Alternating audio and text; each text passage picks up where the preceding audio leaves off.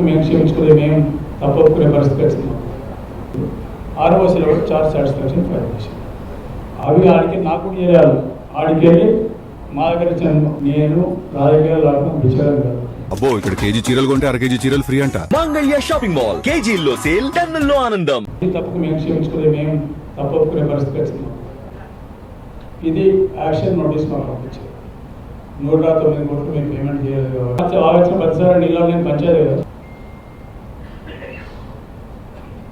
ఇక్కడ లోపల కట్టకపోతే ప్రాపర్టీ యాక్షన్ పెడతామని ఆంధ్రజ్యోతి పేపర్లో ఇంట్లో లేక మా దేశం దాటి బయటకు పోలేదు కదా.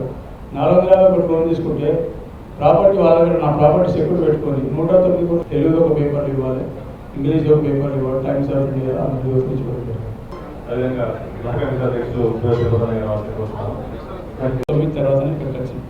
2009 నేను ఇక్కడికి వచ్చే నాటికే నాకు బ్యాంకు వాళ్ళు 9-10 450 కోట్లు శాంక్షన్ చేసింది.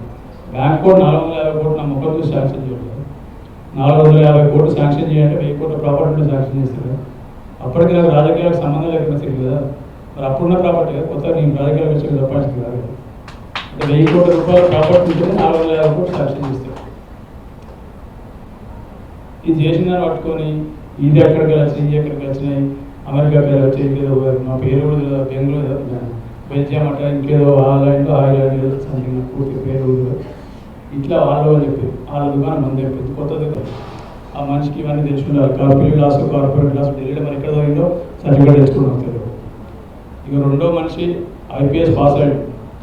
ఆయన కూడా కాకి లెక్కలని చెప్పి లెక్కలని చేస్తున్నట్టే అంటే TRS వాళ్ళు కానీ అంతకన్నా ముందు TDP వాళ్ళు కానీ ఇది ఒక పద్ధతి నేర్చుకుని ఏంటంటే ఒక అబద్ధాన్ని 100% చెప్తే నిజమైందనే పద్ధతిలో ఇటువంటి కాగితాలు కాకిని పీకి యూజ్ చేసి ప్రజలకు అర్థం కాని పద్ధతి అని చెప్పి ఇది నిజమైన నమ్మించడం చేస్తాను తప్పితే వేరే ఏం లేదు. దానికి ఇప్పుడు ఏదైతే పట్టినా ప్రతిదీ కాగితం చూపిస్తాను. ఇక మిగిలింది అప్పుడేమో 2018 ఎన్నికల కన్నా ముందు బ్యాంకులకు డబ్బులు కొట్టిందని అప్పుడు చెప్పారు. 2018 ముందు 2023 ఎన్నికల ముందు అక్కడ కేదాలు ఇక్కడ కేదాలు అన్ని తీసుకొచ్చి బ్యాంకులకు లోన్లు కొట్టిండు. బ్యాంకులకు కొట్టినాడు మీకేం చేస్తాడు, మీరు ఓట్లు లేకుండా చెప్పారు. ఇప్పుడేమో బ్యాంకులకు డబ్బులు కట్టించి ఓట్లు లేకుండా చెప్తాను. ఇది మీరే చెప్పాలి ఏది కరెక్ట్. ఇక మిగిలింది ఇంకొక విషయం చెప్పాలి. లోపలికి పోయే ముందు ఇంకొక విషయం చెప్తే ఇక్కడ 2009-10 నాటికి నేను మంత్రాలు రాలేదు. మంత్రాలకు వచ్చిన అప్పుడు ఇష్టం రాకుండా లేదు, కానీ మంత్రాల రాజకీయం లేదు.